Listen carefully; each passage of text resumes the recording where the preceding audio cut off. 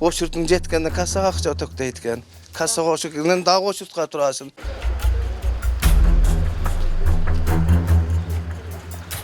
Үйүндөн 8'de çıkkanmın.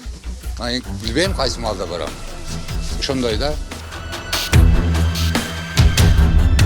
Бул жолку чыгарылышыбызда Далмына ошол кадастр мамлекеттик мекемесинин Ош облусундагы 3 филиалынын ишмердүүлүгүнө жарандык көзөмөл жүргүзөбүз.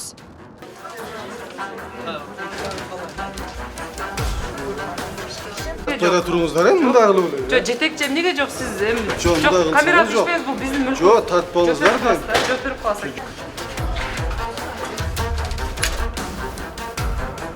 Тура эмес да 10 сомдон алып койгонуңуз эке. Тартпай турсаңыздар. Просто сурап атам мен азыр. Просто сурап атам.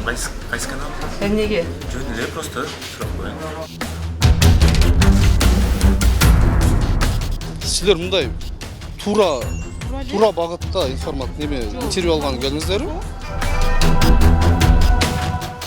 Bir günde 100'den aşık jaran ayrılat, только маалымат алуу боюнча.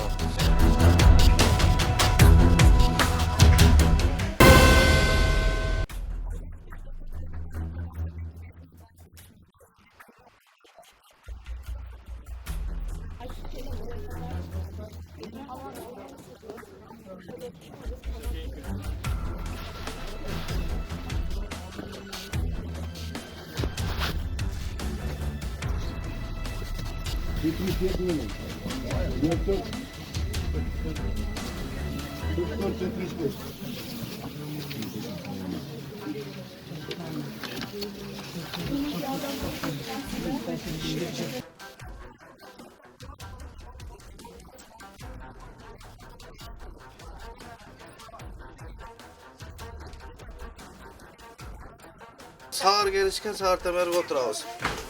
Oşurtemiz jetkende kassaga akça töküp geldik.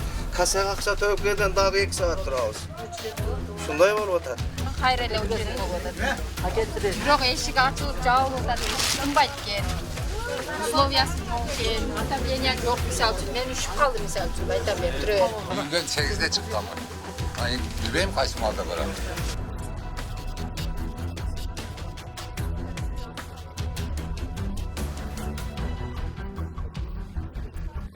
Toyda turuңuzдар эми мында кылып эле. Жо жетекчи эмнеге жок сиз эми? Жок, камера жок. түшпөйт, бул биздин мүлкүбүз. Жок, тартпаңыздар да.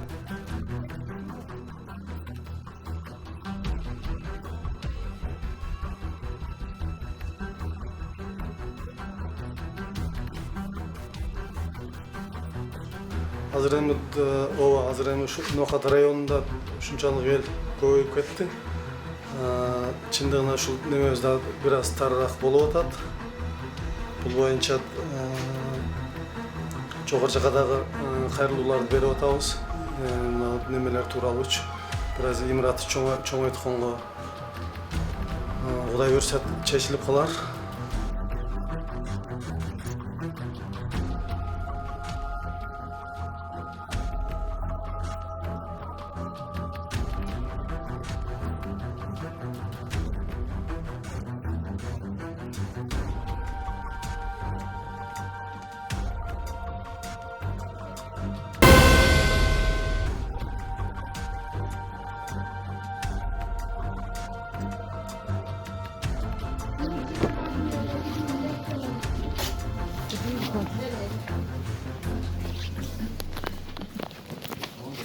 Өзүңүздөр көргөндөй биз ушул мамлекеттик каттоо кызматында атайын документтерди жарандар канча убакыттын ичинде алып жаткандыгы боюнча атайын эксперимент жүргүздүк.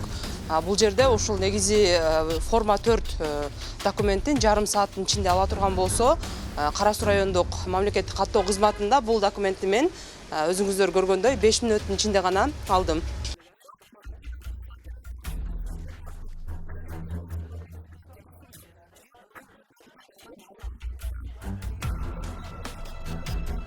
Bize dayımın üstüne erteli verilir. Spravka. Yarım saatin içinde aşıp etken çayına nertelik verseleri buluyor da.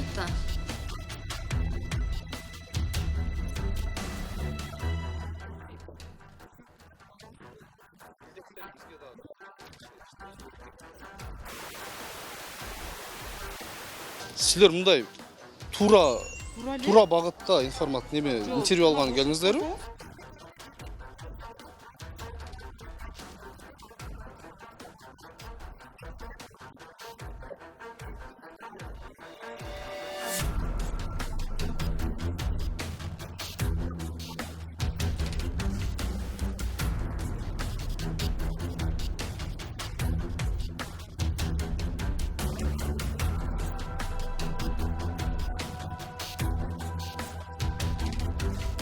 Канча төлөдүңүз? 200. Мына жерде азыр карайлы, жакындасаңыз. Бул жерде мына сизге жазылып атат. Ошол документ үчүн 170 сом акча алып атат. Өздөрүнүн баягы услугасына деп коет, банктын кызматы үчүн 19 сом 61 тиын болот да. Ошондо 190 сом болуп, сизге 10 сом сдача бериш керек эле. Бердиби 10 сом? Бирок майлы деген мен сизге окшогон мисалы күнүнө 100дөгөн 200 300 адам келет, 10 сомдон ала берсе жакшы акча болуп калат да. 10 сом болсо майлы анан көп кылса, bir 40 сом, 30 сом болсо эме кылса болот, а? Бирок 10 сом деле көп адамдан эсептегениңизде жакшы акча чыгып калат да. Талап кылсаңыз болот, талап кыласызбы 10 сом?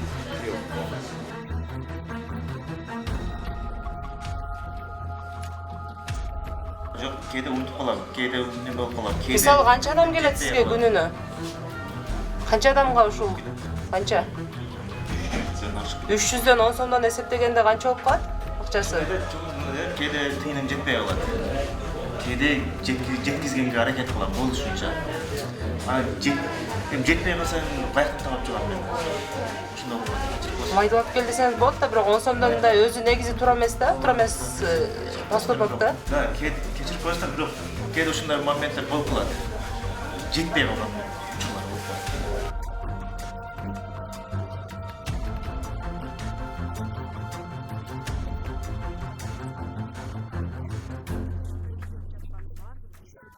Бул мыйзамсыз албетте. 10 сом эмес, 1 тыйын дагы алганга өзү мыйзамсыз.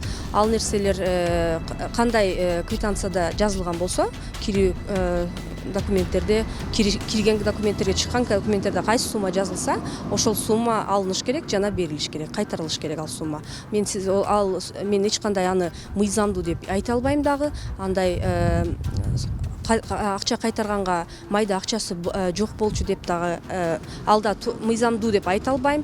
Бирок эми ал иш боюнча дагы биринчи ирет ошол жумушчубуз менен ооз-2 бир кабарлашуу болду. Ошол сиздер бизге арыз түшкөн соң ошол эле минуталарда чалынып суранды. Эми ал жумушчубуздун дагы кайтарганга майда акчам калбай калды эле ошол замат деп айтылды. Бирок аны дагы биз сөз аркылуу ишенилбейт. Албетте бүт документация көтөрүлүп, аны текшерүүдөн өтүп, иш-чаралар жүргүзүп, анын отчеттору бардыгы тиркелет дагы. Ал жумушчуга биздин жогорку руководство аркылуу чаралар колдонулат, сөзсүз түрдө чаралар колдонулат.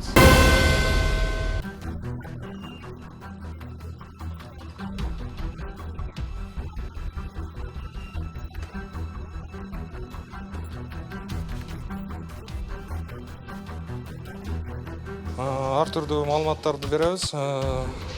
Кыймылсыз мүлкү бар же жок деген маалымат, тарых кыймылсыз мүлккө, анан укуктарды каттоо боюнча мамлекеттик каттоого кабыл алабыз документтерди. Маалымат берүү боюнча жарым сааттын ичинде көрсөтүлгөн. Мына тактайчаларыбыз бар.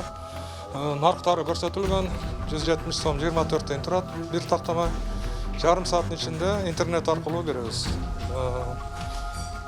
Өзүңүз көрүп тургандай, өчүрүт жок. Ушул секторда 8 адис иштейт азыркы учурда.